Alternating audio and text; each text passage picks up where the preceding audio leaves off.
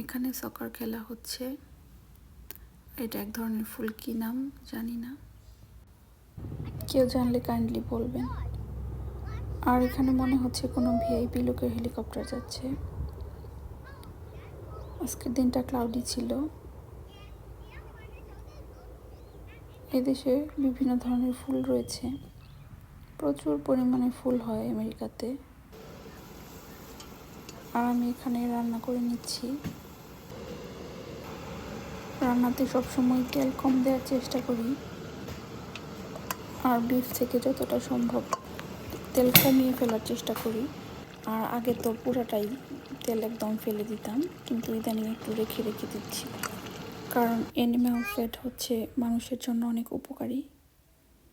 আর এখানে হচ্ছে আমেরিকান সকার, বাংলাদেশের ফুটবল খেলা। এখানে হাত দিয়ে খেলা হয়, এটাকে এরা ফুটবল হিসেবে মনে করে। আর এখানে শপিং করার জন্য চলে এসেছি। এটা হচ্ছে একটা ইন্ডিয়ান স্টোর, আর ওখান থেকে বের হয়ে আমরা কস্টকোতে বাজার করেছি। এখানে প্রচুর সামার টাইমে সবজির চারা উঠেছে,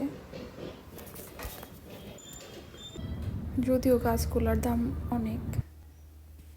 গাছে এক একটা গাছের যে যে পরিমাণ দাম, মনে হয় না যে একটা গাছ থেকে সম পরিমাণ সবজি পাওয়া যাবে, সম পরিমাণ মূল্যের।